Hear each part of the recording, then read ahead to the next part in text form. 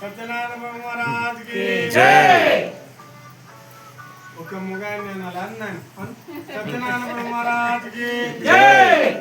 గట్లా అనండి ఒకసారి. సత్యనారాయణ మహారాజ్ కి జై.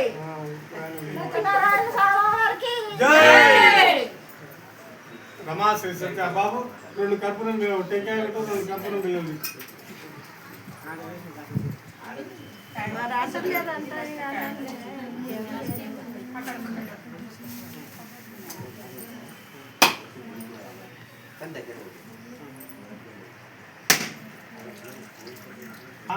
దేవుని బుద్ధి దేవుని దగ్గర ఉన్న ఈ నారాయణ స్వామి ఆ భగవత్ స్వరూపంలో వచ్చి నాకు జాడన్నాయి కానీ పట్టుకొచ్చి ఈ అమ్మ మా దగ్గర ఊడ్చింది, ఈ అమ్మ మా దగ్గర ఊడ్చిందంటే మీరు నమ్మరు.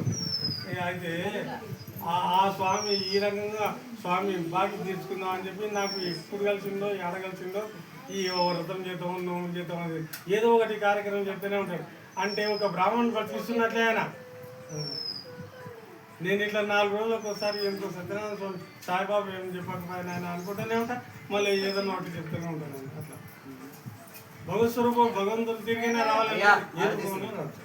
సర్వమంగళ మాంగళ్యే శివే ధ్రువార్థ సాధకే శరణ్య బ్రహ్మకే దేవి నారాయణ శ్యాణం జగదోష్య వెంకటపతే విష్ణు పద్మారాంగపాని పల్లవ్యాం పద్మాసనస్తాంద్రీం వత్సల్యాదిగుణజ్వరాం భగవతే వందే జగన్మాతరం దివ్య కర్పూర ఆనంద నీరాజనం సమర్పం. సత్యనారాయణ మహారాజ్ కి జై.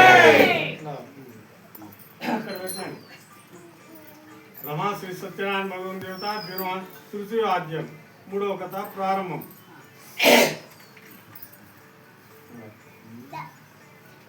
సత్యమేశ్వరంలోకి సత్య ధర్మోత్తిష్ట సత్య మూలాన్ని సర్వాన్ని సత్యం నాస్తి పరంపదం.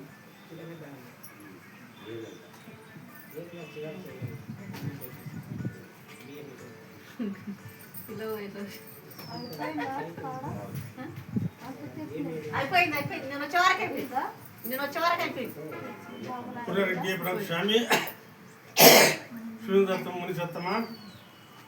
పూర్వకాలంలో ఉల్కాముడైన రాజు జితేంద్రుడు సత్యవాకు గలవాడు. ప్రతి దినము దేవాలయానికి వెళ్ళి దైవ దర్శనం చేసుకొని బ్రాహ్మణులకు దాన ధర్మాలు చేస్తూ ప్రజలను కన్నబిడ్డల వల్లే పాలించేవాడు. అతనికి సంతానం లేదు. మహాపతివ్రత అయిన తన భార్యతో కలిసి ఒకనాడు భద్రశీల నదీ తీరంన సంతాన ప్రాప్తికై సత్యదేవుని వ్రతము ఆచరించుచుండేను. సత్యదేవ వ్రతంలో ఆచరించుంది. అదే సమయంలో ఒక షావుకారు వ్యాపారం నిమిత్తం ఓడ నిండా ధనంతో నదీ మీదుగా వెళుతూ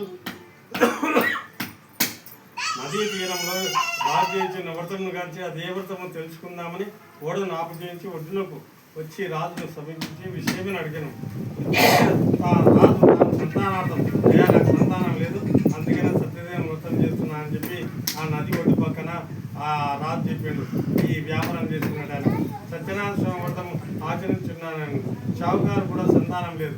అందువలన ఆ వ్రతంను గురించి అడిగి తెలుసుకున్నాను. వ్రతమంతా పూర్తి అయినాక రాజుకు ప్రసాదంను షావుకారు కూడా ఇచ్చాను. ఆ ప్రసాదం కళ్ళకద్దుకొని, ఓ సత్యదేవ, నీ కృపలో నాకు సంతానం కలిగితే నేను ఈ వ్రతం ఆచరించదని మనసులో ముక్కుకొని ప్రసాదం భక్తితో స్వీకరించాను. పిమ్మట రాజు నుండి అనుమతి తీసుకొని పడవనిచ్చాను. వ్యాపారం అంతా దిగ్విజయంగా ముగించుకొని ఇంటికి వచ్చి తనకు దారిలో జరిగిన సంఘటన సత్యదేవుని మొక్కుకున్న వైనమును తన భార్య అయిన లీలావతితో షావుకారు చెప్పాను. భార్య కూడా నిండు మనసుతో సత్యదేవునికి మొక్కి తమకు సంతానం ప్రాప్తించిన సత్యదేవుని వ్రతం చేసుకుందామని సంకల్పించుకున్నారు. వారి ప్రార్థనలు ఫలించాయి. స్వామి అనుగ్రహించారు. షావుకారు భార్య లీలావతి గర్భం పట్టినది. 9 మాసాలు పూర్తిగానే 12 ఆడబిడ్డను ప్రసవించింది. ఇల్లాలు ఆ షావుకారు దంపతులకు ఆనందానికి అందులేకుండా పోయింది. ఆమెకు బారసాల మహోత్సవంలో కళావతి అని పేరు పెట్టింది. పూర్వకాలంలో ప్రతి ఒక్కరు ఎన్నడన్నా ఒకనాడు దేవుని తెలిసినట్లుంటుందని నారాయణ, బాలాజీ, శ్రీనివాస, బాలకృష్ణ, చిన్నికృష్ణ అని ఇట్లా పేర్లు పెట్టింది. టింకు లట్టు పొట్టు చుట్టూ ఉంటాయి. ఇక అవి ఏంటి పిలిస్తే కూడా పలికితే కూడా లాభం లేదు. పిల్లలైతే కళావతి, భాగ్యలక్ష్మి, జయలక్ష్మి, ధనలక్ష్మి, సంతానలక్ష్మి, సౌభాగ్యలక్ష్మి, వరలక్ష్మి అని ఇట్లా పేర్లు ఉన్నాయి. అందుకని ఎప్పుడన్నా ఈ రకంగా దేవుని పిలుచుకున్నట్లయితుంది. అట్లా ఆ రకంగా వ్యాపారం చేశారు. తనకు ఆ సమయంలో భార్య అయిన ముక్కు గురించి గుర్తు చేసింది. అయ్యా సంతానం అయితే కళావతి అని పేరు వచ్చిన పిల్లకు మరి మనం దేవునికి మొక్కుకున్న భార్య ఎరిక చేసింది భర్తకు. మనం వ్రతం చేద్దామని అంటే ఏ ఊరికే నాకు తెలియదా, కాగితంలో రాసి పెట్టినా పెద్ద డైరీలో రాసి పెట్టినా పిల్ల పెళ్ళి అయినప్పుడు చేద్దాం అట్లా వాయిదా తీసుకుంటూ రావద్దు. మనం ఏమన్నా ఉంటే మనం కాగితం మీద రాసుకొని ఇంట్లో చెప్పాలి, నేను పలానా ముక్కుబడింది పలానా దేవుని దగ్గర పోయేది అని చెప్తే ఆ ఇంట్లో నలుగురు ఉన్నప్పుడు దాన్ని అప్పుడప్పుడు యాడ్ చేస్తుంటారు. కాబట్టి మనం ఎప్పుడు కూడా మనకు ఉన్నంతలో ముక్కిపోవాలి. లేకపోతే నేను కిరీటం చేపిస్తా, స్వామికి పెద్ద గుడి కట్టిస్తా, బండలను చేపిస్తా, స్వామికి కిరీటాలు కవచాలు చేపిస్తా అని అట్లా ఎప్పుడు కూడా మొక్కొద్దు. మనకు ఉన్నంతలో మొక్కాలి, బయటికి వెళ్ళాలి. ఏదైనా ముక్కుబడి తీరుస్తామని చెప్తే తప్పకుండా వారికి ఆ ఇంట్లో రాసి పెట్టుకోవాలి. ఆ ఉత్సవం నాడు, ఆ దేవుని నాడు, ఆ కార్యక్రమం నాడు వాళ్ళకి ముట్ట చెప్పాలి. అది మాత్రం మర్చిపోవద్దు. ఎందుకంటే చిన్న విషయం కూడా పెద్దగా వెంటాడుతుంది. మననే కాదు మన పిల్లలు కూడా వెంటాడుతుంది. కాబట్టి మనం అట్లా ఏదైనా ముక్కుబడి ఉన్నప్పుడు అది మర్చిపోవద్దు. మర్చిపోకుండా ఒక కాగితం రాసుకుంటే అప్పుడు యాడ్ చేసుకుంటారు పిల్లలు.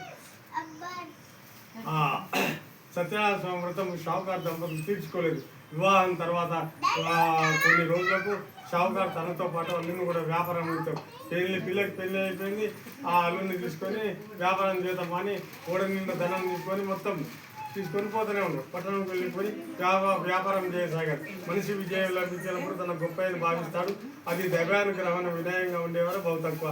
మనకి ఏదైనా చిన్న కష్టం కలిగితే దేవుడు ఇట్లా చేసిందమ్మా మాకంటాం. మళ్ళా నిన్న పంట బాగుపడినట్టు పిల్లగాడు, నేను, చిన్న ఆయన, మా తడ్డకుడు, మా తమ్ముడు ఎంత కష్టపడినాం. 20 సార్లు బోర్ మోటార్ కట్టించినాం, 10 సార్లు బోర్ వేయించినాం. అదంతా ఎవరి జాగిరి అనుకొని వేయించిండు. అట్లా ఎంత ఎవరిచ్చిన సంగతి అట్లా యాచాడు. జర్న ఏమన్నా దేవుడు మనకి ఏమైనా కష్టం కలిస్తే దేవుడు మా మీద చిన్న ఇట్లా చేసినాడు. నీ ఎవరన్నా ఏమన్నా చెప్పేటాలకు మేము మొత్తం ఇది కష్టపడినాం, మేము మొత్తం కష్టపడాం అంటారు. అట్లా అందుకని ఎప్పుడు అనొద్దు, ఎప్పుడు కానీ దేవుడు మరవద్దని అంటారు. అంతే భావించి అహంకార అయ్యారు. స్వామివారి ఆయన మొక్కు ఎప్పుడూ మర్చిపోయాడు. శ్రీ షావుకారు దైవశక్తి ఎంతటితో తెలియజేయాలనుకున్నాడు, చూపించాలనుకున్నాడు. షావుకారి కష్టాలు ప్రారంభమైనవి. భర్తసారపుర పట్టణాన్ని పాలిస్తున్న రాజు చంద్రకేత మహారాజు ఒక రాత్రి నాయ దొంగలు స్వామివారు సృష్టించిన చోరులు రాజకోటలో ప్రవేశించి ధనమంతా దొంగిలించి పారిపోసాగారు. వారిని రాజభట్లు వెంబడించారు. వారి పారిపోతూ షావుకారు వాళ్ళు ఇద్దరు అలసిపోయారు. ఆ వ్యాపారం తీసుకొని గుడి దగ్గర గుడి ముందు ఆంజనేయులు పడుకుంటే ఈ సొమ్ములు ఆ దొంగలంతా ఎత్తుకొచ్చి వీళ్ళ పక్కన పడేసిపోయారు. అంటే లేని నింద వచ్చింది, లేని బాధ వచ్చింది అంటే ఈ రకంగా వస్తాయి. అట్లా స్వామివారిని వెంబడించారు. పారిపోతూ షావుకారులు ప్రాంతంలో దొంగిలించిన ధనం పడవేసి మాయమైనారు. అనుసరించి వస్తున్న రాజభట్లు ధనపూటలు ఆ పక్కనే ఉండటం చూసి మామ అల్లుళ్ళు కనిపించారు. వీళ్ళే దొంగలని భావించి ఆ ధనంతో పాటు మామ అల్లులను బంధించి రాజు ముందు ఉంచినారు. షావుకారులను అల్లులను తాము దొంగలం కాదని ఎంత మొత్తుకున్నా రాజు వినిపించుకోలేదు. ఇద్దరు కారాగారంలో బంధింపబడి కఠిన శిక్షలు అనుభవించుతున్నారు.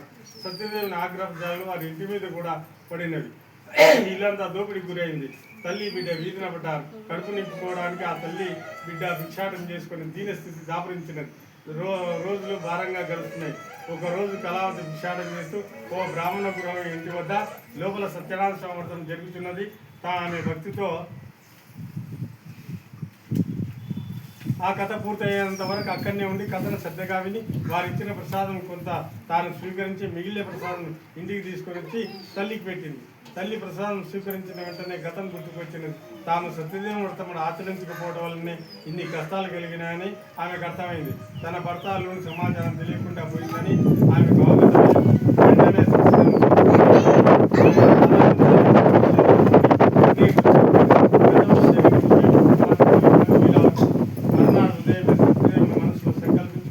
భిక్షాటం చేయగా వచ్చే ద్రవ్యంతో సత్యదేవ వ్రత సామాగ్రిని ఖరీదు చేసి ఆ శ్రద్ధాభక్తులతో తల్లి కూతురు సత్యదేవ వ్రతం చేసుకున్నారు. స్వామివారి దయాదేవులు కాబట్టి భక్తులను రక్షించడమే ఆయనకి ఇష్టమైన పని. ఈ రోజు రాత్రి చంద్రకేత మహారాజు స్వప్నంలో సత్యదేవుడు కనిపించి జరిగిన సంగతులు చెప్పగా మరునాడు షావుకారు అల్లుడిని బంధుమిత్రులు చేసి వారి సిరి సంపదలతో పాటు వారికి ఎన్నో విలువైన కానుకలు ఇచ్చి పంపారు. చంద్రకేత మహారాజు ఊహించని పరిణామనకు ఆ మామ అల్లుడిని మిక్కిలి సంతోషించి రాజునకు ధన్యవాదములు తెలిపి తమ దేశం వైపు బయలుదేరారు. ఇది స్కాంద పురాణ రేవాకాండ 3వ అధ్యాయం మూడవ కథ సమాప్తం. సత్యనారాయణ మహారాజుకి